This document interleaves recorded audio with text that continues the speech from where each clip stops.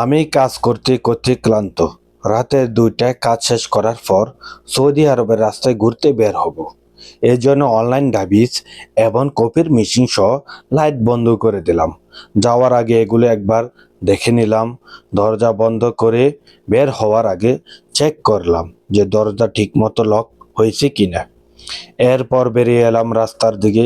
শান্ত রাতের শহরে ঠান্ডা বাতাসের সাথে মিলিত হয়ে শুরু হলো আমার রাতে সৌদি আরব রাস্তা ঘোরার যাত্রা। চারপাশে রাতের নীরবতা ছড়িয়ে আছে। শহরের বাতিগুলো রাস্তার ধারে স্থির হয়ে জ্বলছে।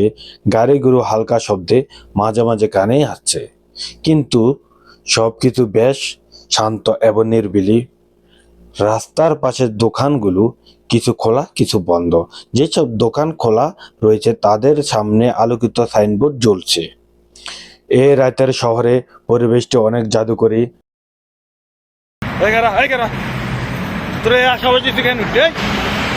দোকানের সামনে কয়েকজন স্থানীয় লোক জড়ো হয়ে কথা বলছে।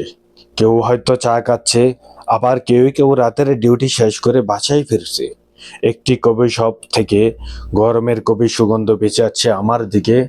আর পাশের দোকানে কিছু রুটি এবং মাংসের কাবাব তৈরি কাজ চলছে। রাতের আকাশে কিছু তারা ঝলমল করছে, আর আমি হাঁটছি এই রাস্তার ধারে। এদিকে আইসক্রিম ও কেকের দোকানে দেখে এখানে গেলাম। দোকানে ঢোকার সময় প্রথমে চোখে পড়ল রঙিন আলোকসজ্জা, যা রাতের পরিবেশকে আরো আকর্ষণীয় করে তুলছে। দরজা খুলতে ঠান্ডা বাতাস এবং মিষ্টি আইসক্রিম ও কেকের সুগন্ধ আমাকে স্বাগত জানালো। কেকের দিকে নজর গেল। চকলেটে mousse cake, cheese cake, food cake, red velvet cake, নানা রকমের কেক। প্রতিটি কেকের ডিজাইন আর্টিস্ট স্পষ্ট আছে, যা আপনার নজর কাড়তে বাধ্য। কিছু কেকের উপর লেখা আছে বিশেষ বার্তা, যা হয়তো কোনো জন্মদিন বা অন্য কোনো উদযাপনের জন্য তৈরি। এই দোকানে এসে আমার মনে হলো যে কাজের ক্লান্তি কিছুটা হলেও কমেছে। সৌদি আরবে এই মিষ্টি দোকানে রাতের অদ্ভুত এক অভিজ্ঞতা অর্জন করলাম। এগুলো শেষ করে আমি এখন ফিরে যাচ্ছি আমার বাসার দিকে।